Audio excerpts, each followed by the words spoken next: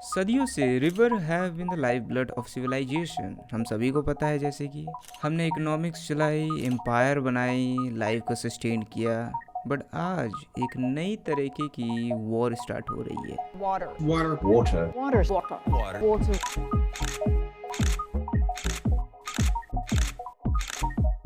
China is building a new dam, the world's biggest, and they're building it right next to the disputed border with India.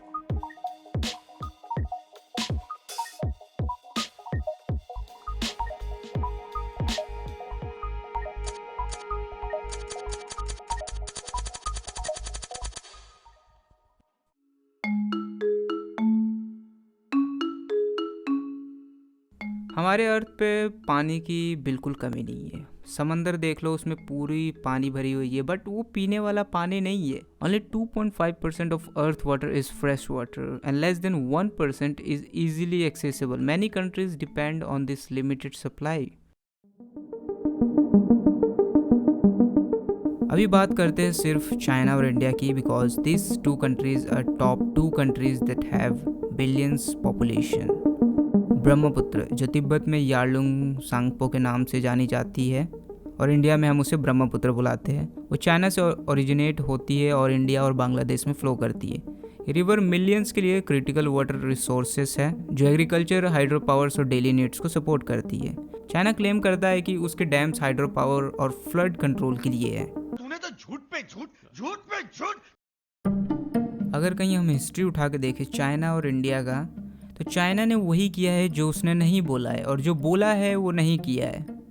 Tension की शुरुआत होती है सन 2000 में। China ने Brahmaputra dams बनाने की प्लानिंग शुरू कर दी थी।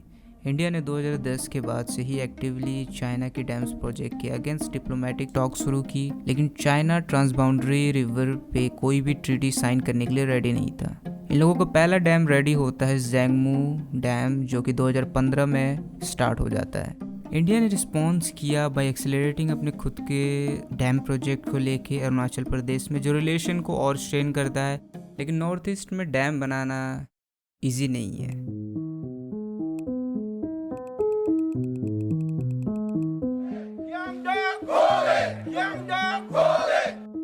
ये जो डैम तुम्हें दिखाई दे रहा है, ये 2005 से कंस्ट्रक्शन स्टार्ट हुआ था। अभी तक ये पेंडिंग है, अंडर कंस्ट्रक्शन है, क्योंकि कुछ बीच में कंट्रोवर्सी हुई थी। यहाँ के जो लोकल है वो अग्री नहीं हुए थे।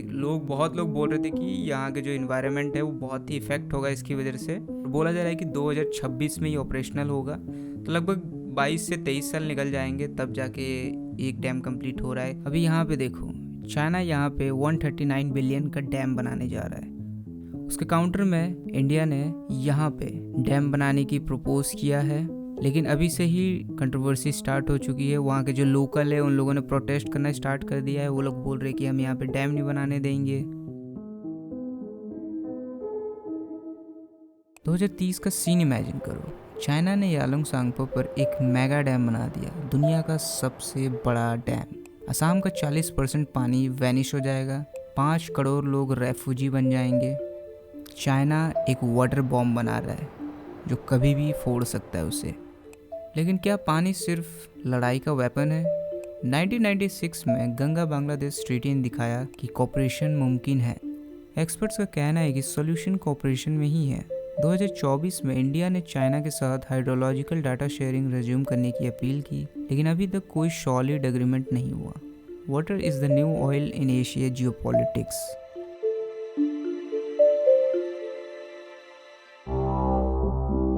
चाइना अपने डैम प्रोजेक्ट से सिर्फ पावर जनरेशन या वाटर सप्लाई को टारगेट नहीं कर रहा है, ये एक well through out military strategy है। सबसे पहले समझते हैं कि चाइना अपनी वाटर रिसोर्सेज को कंट्रोल करके क्या अचीव करना चाहता है।